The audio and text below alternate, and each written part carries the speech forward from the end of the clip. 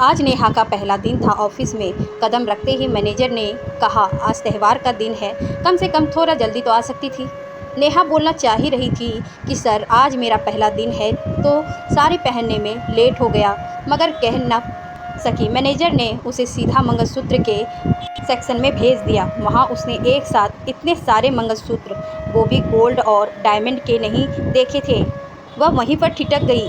उसे घबराहट होने लगी, मगर तब तक पूनम ने उसका हाथ धीरे से पकड़ा तो उसे राहत महसूस हुई। फिर उसने सारा दिन गहनों को पहनाकर कस्टमर्स को दिखाया। सांस लेने की भी फुर्सत नहीं थी। पहले ही दिन वो काफ़ी कुछ सीख गई थी। 4 बज गए थे। उसे तेज़ भूख लगने लगी। तब पूनम दी ने कहा, जाओ नेहा, जाकर खा लो, यहाँ ये सब चलता रहेगा। उसने सर हिलाकर हामी भरी और चली गई कैंटीन की ओर। उसने अपना लंच निकाला और खाने लगी। अचानक उसने देखा सब इसे ही देख रहे थे और खुसुर फुसुर कर रहे थे। उसने अपनी साड़ी देखी, सैंडल, हेयर सब देख डाले, पर सब कुछ ठीक था। तो फिर सब उसे ऐसे क्यों देख रहे थे? उसने फिर अपने खाने पर ध्यान दिया और खाने लगी। फिर सोचने लगी, आज कढ़ी तो बड़ी अच्छी बनी है, ये माँ भी न क्या खाना बनाती है। खाते खाते वह सोचने लगी कि वो आज साड़ी पहनकर ऑफिस आई है। साड़ी जिसके नाम से वो कितना दूर भागती थी कि कैसे कोई 5 मीटर का कपड़ा पहन सकता है, मगर आज देखो वो खुद ने पहना हुआ है। जीवन का खेल भी निराला है। वो खुश थी कि उसकी जो सैलरी है उसने लोन की किस्त और घर का थोड़ा बहुत खर्च तो मैनेज हो ही जाएगा, पर बाकी सब, घर में छोटा भाई जो पढ़ रहा था, छोटी बहन जो कॉलेज जाती है, कॉलेज तो नेहा को भी जाना था, मगर घर खर्च इसीलिए नौकरी कर ली। इसकी अटेंडेंस उसकी छुटकी मैनेजर को देती है। आखिर वो इतनी स्मार्ट जो है, माँ है जो अस्थमा की परेशानी से जूझ रही है, मगर हिम्मत नहीं हारी है। और पापा घर पर दुकान चलाते हैं, पर ज़्यादातर वो घाटों में ही जाती है, इसीलिए नेहा को नौकरी करनी पड़ी। आखिर बड़े बच्चे का कर्तव्य होता है सबका ध्यान रखना, फिर चाहे वो लड़की हो या लड़का, क्या फ़र्क पड़ता है। इसीलिए उसने एक ज्वेलरी शॉप गीतांजलि में जॉब ज्वाइन कर ली। उसे बड़ी मुश्किल से ये जॉब मिली थी, इसीलिए उसे साड़ी पहनकर ऑफिस जाना होता था। उसे जॉब करते हुए 3 महीने हो चुके थे। अब उसे 3 मिनट में साड़ी पहनना आता था, सबसे पहले और तरीके से भी। कहीं से कुछ भी नहीं दिखता था। वो ऐसे साड़ी लपेटती थी, पर फिर भी रूप की बला थी। वो एक एक अंग तराशा हुआ, आंखों बिल्कुल मिर्ग की तरह, जैसे कुछ कह रही हो। लंबाई 3, 4, 5, बाल एकदम गहरे काले घुंघराले, होठ जिस पर गहरे रंग ज़्यादा जचते थे, उसे सब माधुरी बुलाते थे। उसकी छुटकी उसे कहती थी कि दीदी, जिससे तेरी शादी होगी ना, वो बहुत खुशनसीब होगा। ऐसे ही एक दिन उसके मैनेजर ने नीरज ने कहा, नेहा, क्या तुम किसी को पसंद करती हो?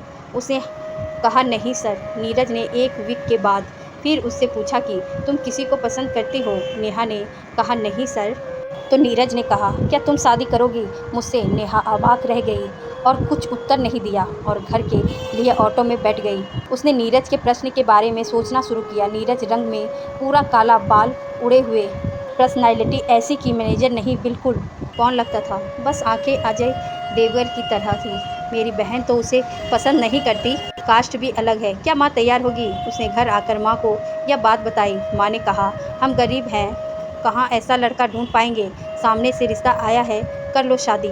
नीरज उसे जरा भी पसंद नहीं था, मगर क्योंकि उसने दहेज ना लेने की बात की थी, तो अपनी जिम्मेदारी समझते हुए उसने हाँ कर दी। रिश्ता तय हो गया, सगाई हो गई, पर लड़के के पापा ने कहा, बाराती का स्वागत कैसे करेंगे आप लोग? मेरा बहुत बड़ा परिवार है और उनको देंगे क्या, वो बताइए।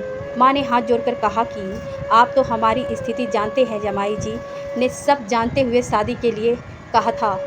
तो उनके पापा बोले, वो सब कुछ मैं नहीं जानता, बाराती का स्वागत तो अच्छे से होनी चाहिए, और एक लिस्ट पकड़ा दी। माँ ने कई मिन्नतें की कि हाथ जोड़ा, पर वो अपनी बात से ना डिगे, और नीरज ने भी अपने पिता के सामने एक शब्द कुछ नहीं कहा। रिश्ता टूट गया, मगर नेहा को एक दिन भी रोने का टाइम नहीं मिला, क्योंकि उसने उसी दिन से काम कंटिन्यू किया। उसने सोचा, बिजी रहूँगी और इतनी जिम्मेदारी भी तो है। बस बदलाव ये हुआ कि उसने ज्वेलरी शॉप छोड़कर इन सिटी ज्वाइन कर लिया था। वहाँ से करीब करीब 14,000 मिल रहा था। उसे हमेशा लगता था कि एक जिम्मेदारी खत्म होती है तो दूसरी सर पर आ जाती है। आखिर ये खत्म क्यों नहीं होती? 25 की उम्र हो चली थी। इस बीच कई रिश्ते आए मगर सबका कुछ न कुछ डिमांड होता था।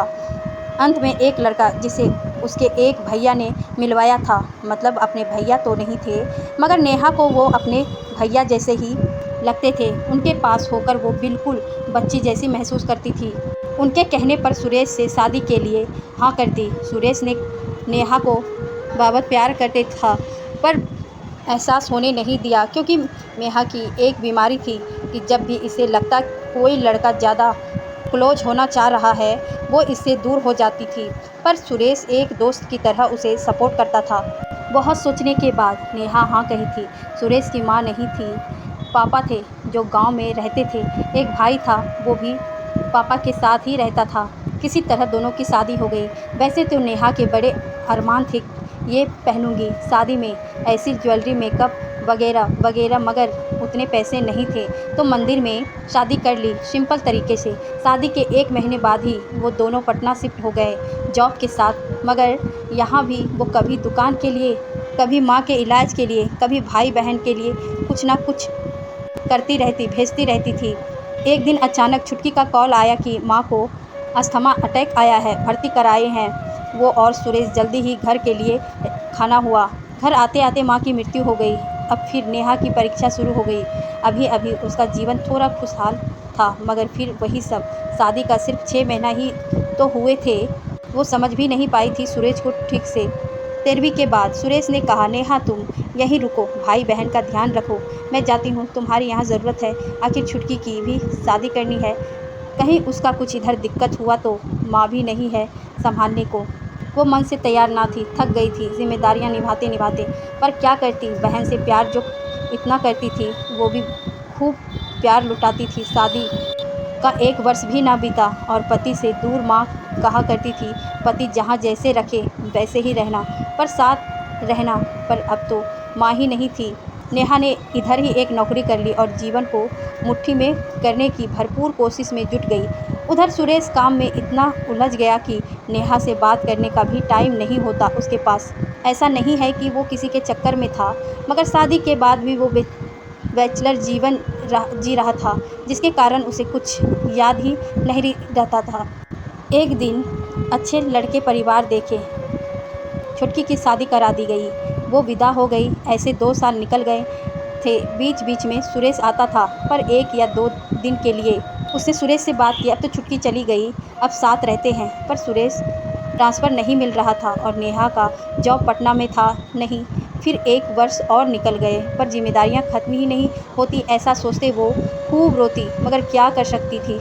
एक बार उसने बिना कुछ सोचे समझे पटना चली गई सुरेश के पास क्योंकि भाई भी अब ट्यूशन पढ़ा कमाने लगा था और अपनी पढ़ाई मैनेज कर रहा था। बहन भी खुश थी तो उसे भी खुश होने का हक था।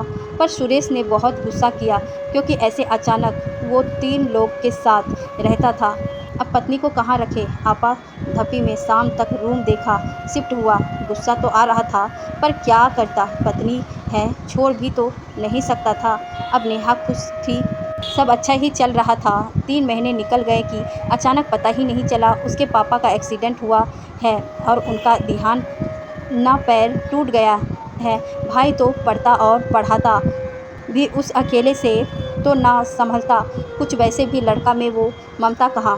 फिर उसे पापा के पास आना पड़ा सेवा के लिए। सुरेश वहाँ से कुछ खर्चे भेजता और नेहा यही रहती। 10 साल बाद उसे पता चला वो प्रेग्नेंट है। सुरेश को पता चली वो बहुत गुस्सा हुआ मगर अब ना वो उसके पास जा सकती थी ना सुरेश ट्रांसफ़र लेके आ सकता था। इसी तरह समय गुजरता गया। आखिर वो दिन आ ही गया जब उसे भर्ती होना था। उसे एक प्यारी सी बिटिया हुई। सुरेश बहुत खुश था क्योंकि जिसे बेटी ही चाहिए थी। उसकी छुटकी 2 महीने उसके पास रहकर फिर चली गई। उसके पापा अब कमज़ोर हो चले थे, उन्हें हर्निया भी हो गया था और सी सेक्शन होने के कारण नेहा का शरीर पूरा बदल गया था। मगर उसने हिम्मत नहीं हारी और अपनी सारी जिम्मेदारियां बखूबी निभाई। सुरेश को कहा तुम ट्रांसफ़र लेकर यहीं आ जाओ, हम साथ ही रहेंगे। जिम्मेदारियाँ कभी ख़त्म नहीं होती, हम भले ही ख़त्म हो जाते हैं तो जितने दिन जीना है साथ रहते हैं।